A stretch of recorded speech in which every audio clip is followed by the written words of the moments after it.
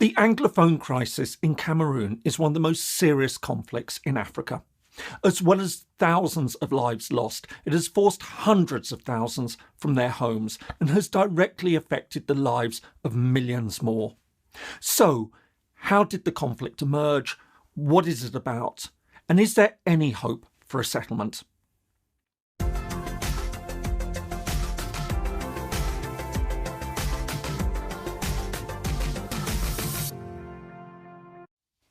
Hello and welcome. If you're new to the channel, my name is James Kerr-Lindsay, and here I take an informed look at international relations, conflict, and the origins of countries. One of the recurring themes of this channel is how borders drawn during colonial times and decisions taken at the point of decolonisation have had lasting effects in many parts of the world. Nowhere is this more the case than in Africa. Some notable examples I've already covered include Somaliland, Western Togoland, Eritrea, and Biafra.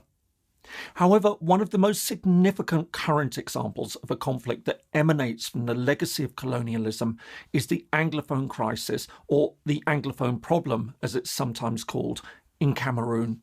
Since 2017, fighting between English-speaking pro-independence armed groups in the west of the country and the French-speaking central government has become steadily more violent. So, what is the Anglophone crisis in Cameroon?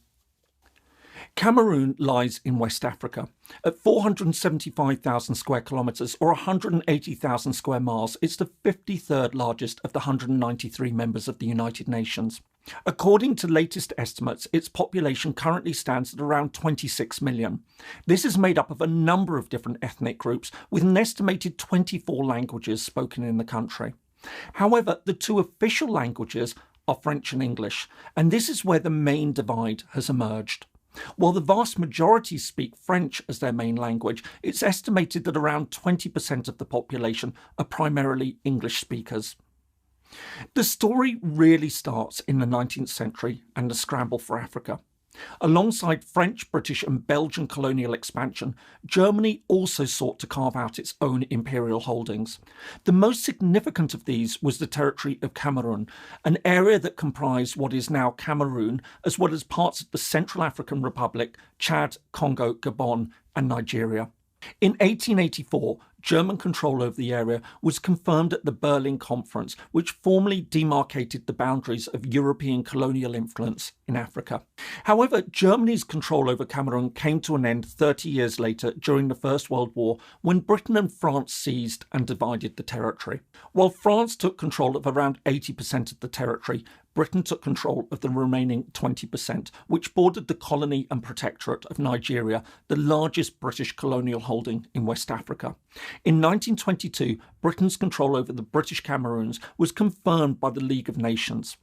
Administered from neighbouring Nigeria, the British Cameroons were in turn divided into two separate parts, the northern and southern Cameroons.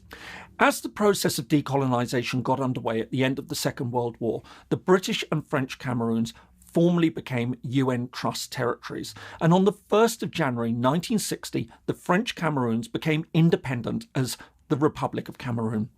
This now left the question of what to do with the British Cameroons. Following several UN missions to the territory, the two parts were separately offered two options: join neighbouring Nigeria, which was preparing for independence, or unite with the Republic of Cameroon. Independence was not on the table. The referendums were held on the 11th of February 1960.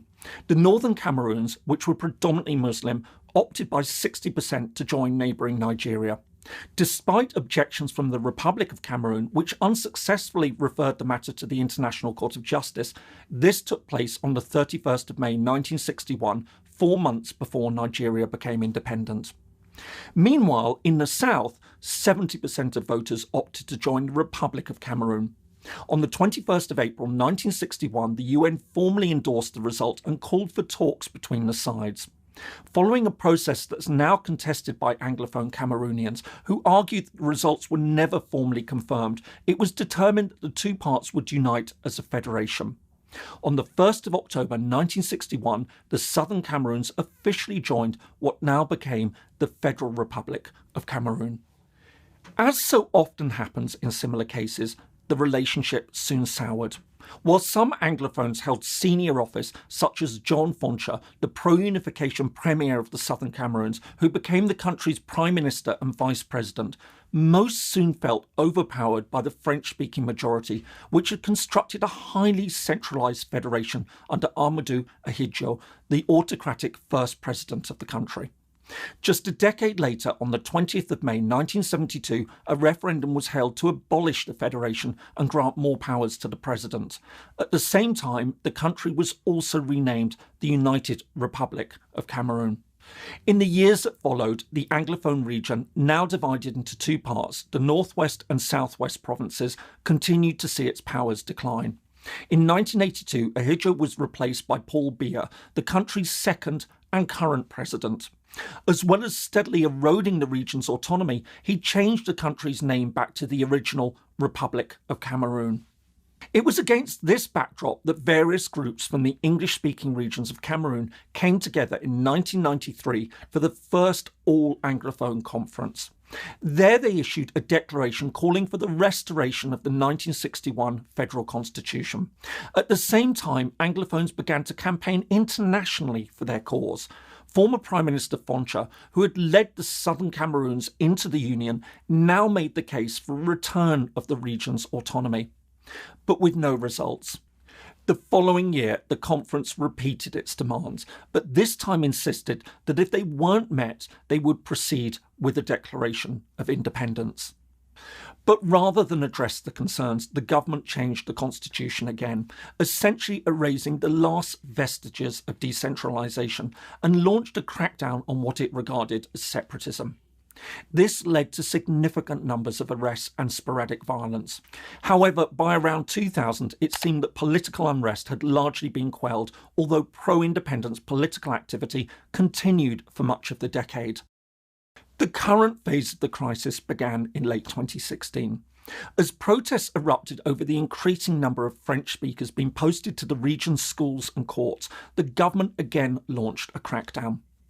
This rapidly descended into violence as armed groups fought back.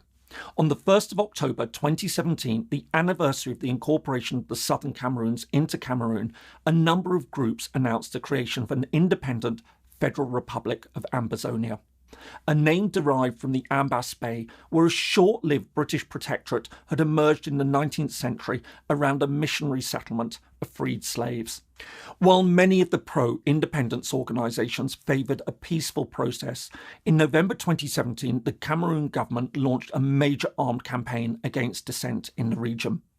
This in turn led to a growing militancy among a number of groups. By the middle of 2019, the situation was becoming increasingly unstable. As well as clashes between government forces and separatists, civilians were increasingly being targeted as well. On top of the several thousand who'd already been killed, it was estimated that over 500,000 people had been displaced by the fighting, with tens of thousands fleeing across the border into neighbouring Nigeria. In addition, Anglophone militias also targeted schools, which was seen as a way for the government to impose French on the local population. Indeed, estimates suggested that 80% of the schools in Anglophone regions were closed. In 2019, as fighting began to spill over into neighbouring Francophone areas, threatening the possibility of civil war, President Biya announced the launch of a major national dialogue. Although the move was widely dismissed by many Anglophone groups, which saw it as a stage-managed propaganda effort, a number of measures were proposed. These included a special status for the two Anglophone regions, the election of local governors, the reintegration of fighters, a restoration of the country to its former name, the United Republic of Cameroon, and the relaunch of major infrastructure projects in the English-speaking regions. While the proposals made some moves towards increased autonomy, they fell far short of a restoration of federalism, let alone demands for full independence that many Anglophones now wanted. Indeed, even many international observers argued that the proposals were insufficient. As the situation continued to deteriorate in 2020, it appeared that the government was starting to consider a political settlement. Although later denied by the government, reports emerged that secret ceasefire talks had been held in July with some of the most prominent jailed pro-independence figures. These included Julius Ayoktabe, who had been proclaimed as the first president of Ambazonia before being arrested and sentenced to life imprisonment by a military court for terrorism and secession. Since then, and despite growing international calls for dialogue and pressure from internal opposition groups for a peaceful settlement, there's been no let-up in the fighting. On the 24th of October 2020, armed fighters attacked a school, killing a number of children, an attack that was strongly condemned by the UN Secretary-General. More generally, there have also been growing claims of serious and systematic human rights abuses by both sides of the conflict. This includes kidnapping and the use of child soldiers by pro-independence militias and extrajudicial killings, torture and cruel and inhuman punishment by government forces. Meanwhile, the death toll, as well as the number of those displaced and more generally affected by the conflict, continues to grow. The Anglophone crisis in Cameroon is one of the most serious conflicts in Africa. Since 2017, it's led to many thousands of deaths, seen hundreds of thousands displaced, and led to severe disruption to the lives of millions of people. And yet, behind it lies an all too familiar story of colonisation and decolonisation that saw peoples with very different historical experience and subsequently imprinted with very different European cultural traditions shoehorned within a single state that soon starts to break down as one group asserts its authority over another and abandons the political system created at independence. What makes this situation particularly tragic is that there does, or at least did, appear to be an acceptable option to resolve the resentment that led to conflict. A federal settlement guaranteeing extensive autonomy to the Anglophone community was the obvious solution, and a solution that many Anglophones seem willing to accept. However, as is so often the case in such situations, positions have now become polarised. Fundamentally mistrusting the central government and now committed to the idea of independence, many within the Anglophone community seem determined to press ahead with the hopes of realising an independent Ambazonia. Meanwhile, the central government seems determined to hold on to the territory for no other reason that it sees it as its own, regardless of the fact that after decades of repression and efforts to rid the Anglophone areas of their political and cultural autonomy, many ordinary English-speaking Cameroonians have no wish to continue to be a part of the state. I hope you found that interesting. If so, here are some more videos that you might find useful.